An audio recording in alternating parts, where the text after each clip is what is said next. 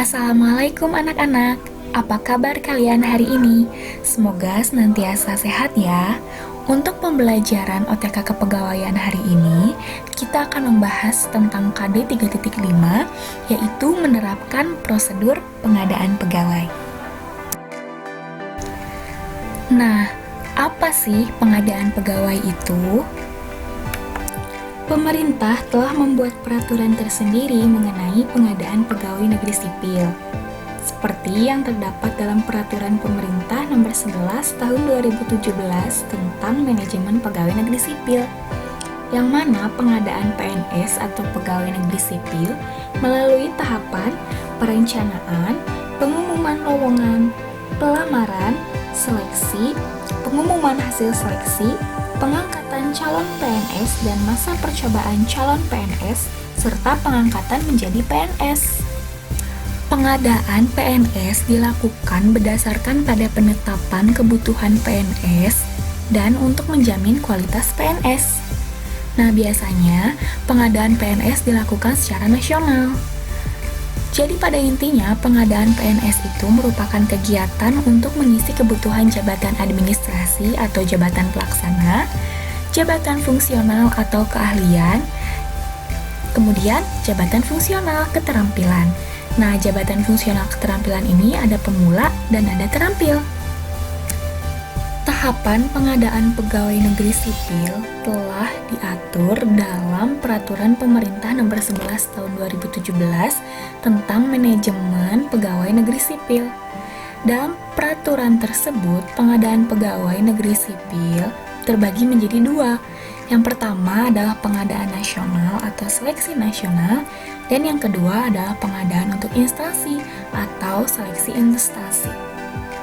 Untuk mengadakan seleksi nasional, Menteri Pendayagunaan Aparatur Negara dan Reformasi Birokrasi membentuk panitia seleksi nasional pengadaan pegawai negeri sipil yang diketahui oleh Ketua BKN, yang mana panitia seleksi nasional tersebut terdiri dari unsur A.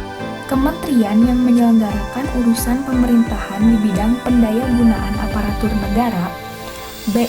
Kementerian yang menyelenggarakan urusan pemerintahan di bidang pemerintahan dalam negeri. C. Kementerian yang menyelenggarakan urusan pemerintahan di bidang keuangan. D. Kementerian yang menyelenggarakan urusan pemerintahan di bidang pendidikan. E. BKN. F. Badan Pengawasan Keuangan dan Pembangunan. G. Kementerian atau lembaga terkait.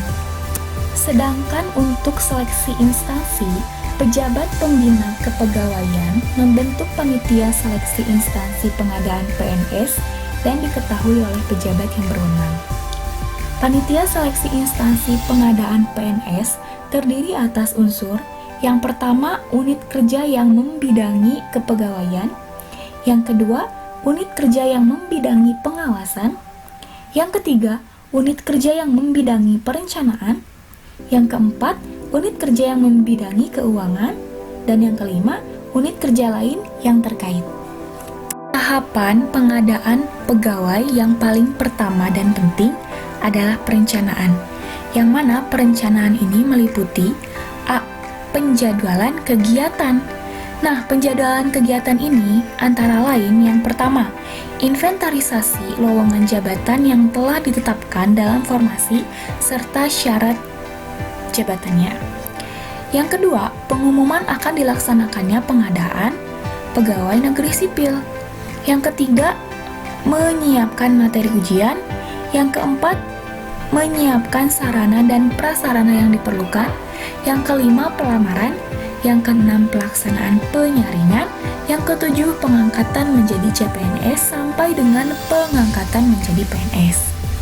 Nah, B, setelah yang A tadi menjadwalkan kegiatan, nah B-nya ini dalam perencanaan pengadaan pegawai selain harus memperhatikan penyediaan anggaran gajinya, kita juga harus memperhatikan atau memperhitungkan pula biaya yang diperlukan untuk menyelenggarakan pengadaan.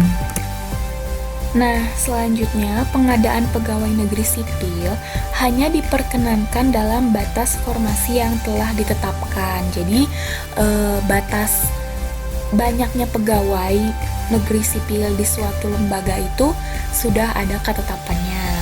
Dengan memprioritaskan antara lain yang pertama, pegawai pelimpahan atau penarikan dari departemen atau lembaga pemerintahan non-departemen atau pemerintahan daerah yang kelebihan pegawai. Yang kedua, siswa atau mahasiswa ikatan dinas yang telah lulus dari pendidikannya. Yang ketiga, tenaga medis dan paramedis yang telah selesai melaksanakan masa bakti sebagai pegawai tidak tetap. Nah, setelah tahapan pengadaan pegawai yang pertama tadi yaitu perencanaan, yang keduanya ada pengumuman. Nah, pengumuman ini yang pertama, setiap kegiatan untuk mengisi formasi yang lowong harus diumumkan seluas-luasnya melalui media massa yang tersedia atau bentuk lainnya yang mungkin digunakan. Nah, kalau untuk saat ini sosial media juga bisa digunakan ya, karena sekarang tuh hampir semua orang pakai sosial media. Yang kedua, memberikan lebih banyak kemungkinan bagi pemerintah pusat atau pemerintah daerah untuk memilih calon yang cakap dalam melaksanakan tugas yang akan dibebankan kepadanya. Yang ketiga, pengumuman tersebut harus dilakukan paling lambat 15 hari sebelum tanggal penerimaan lamaran. Jangan sampai kurang dari 15 hari kita baru membagikan pengumuman lamaran pekerjaan misalkan gitu ya, karena banyak persiapan yang sangat-sangat harus dipersiapkan oleh pelamar. Jadi kalau misalkan kurang dari 15 hari itu rasanya itu terlalu terburu-buru gitu ya. Nah, yang keempat, dalam pengumuman tersebut dicantumkan beberapa informasi penting. Nah, informasi pentingnya itu apa? Informasi pentingnya itu yang pertama, jumlah dan jenis jabatan yang lowong. Yang kedua, kualifikasi pendidikan yang dibutuhkannya itu S1kah, S2kah gitu ya. Yang ketiga, syarat yang harus dipenuhi oleh setiap pelamar. Yang keempat, alamat dan tempat lamaran ditujukan. Yang kelima, batas waktu pengajuan surat lamarannya sampai kapan. Yang keenam, waktu dan tempat seleksinya di mana, kapan, itu harus jelas. Yang selanjutnya, lain-lain yang dipandang perlu, tambahan-tambahan yang sekiranya harus ada di pengumuman tersebut gitu. Nah, tahap selanjutnya setelah perencanaan dan juga pengumuman, pada tahap pengadaan pegawai ini ada pelamaran. Pada dasarnya, setiap warga negara Indonesia itu memiliki hak yang sama untuk melamar menjadi pegawai negeri sipil. Syarat pelamaran secara umum telah diatur dalam PP nomor 11 tahun 2017. Syarat-syarat yang harus dipenuhi oleh setiap pelamar adalah sebagai berikut. Yang pertama, yang paling penting dan yang paling utama adalah dia harus warga negara Indonesia. Apabila diragukan tentang kewarganegaraannya, maka harus dimintakan bukti kewarganegaraannya, yaitu keputusan pengadilan negeri yang menetapkan bahwa yang bersangkutan ini adalah betul warga negara Indonesia. Apabila seorang warga negara Indonesia berganti nama, harus dimintakan pula surat pernyataan ganti nama yang dikeluarkan oleh bupati atau wali kota yang bersangkutan. Nah, yang kedua, usia. Usia itu serendah-rendahnya 18 tahun dan setinggi-tingginya 35 tahun. Yang ketiga, tidak pernah dihukum penjara atau kurungan berdasarkan keputusan pengadilan yang telah mempunyai kekuatan hukum yang tetap. Karena kan itu merupakan suatu tindak pidana kejahatan. Nah, dalam ketentuan ini tidak termasuk bagi mereka yang dijatuhi hukuman percobaan.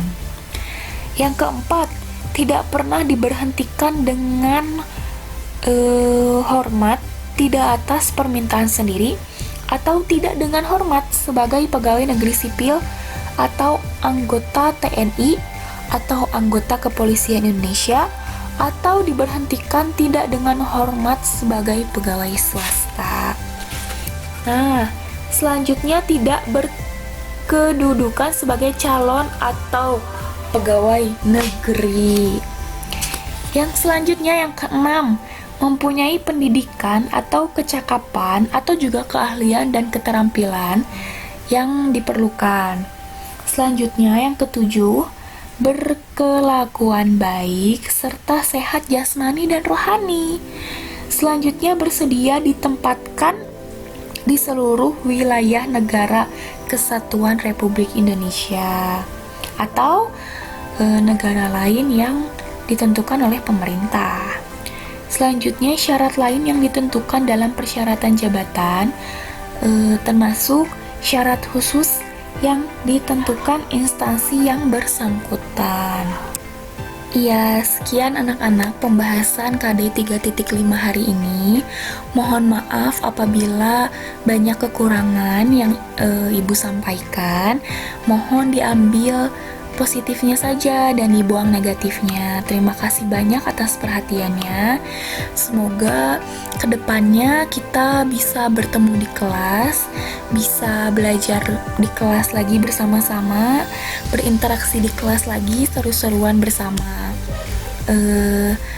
Ibu berharap kalian tetap semangat, kalian tetap ikhlas menjalani setiap pembelajaran daring ini. Semoga selalu diberikan kesehatan dan terhindar dari virus corona ini ya.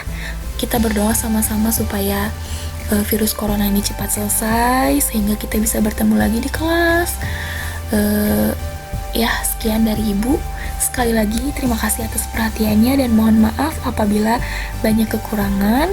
Semoga materi kali ini bisa menambah ilmu pengetahuan kalian.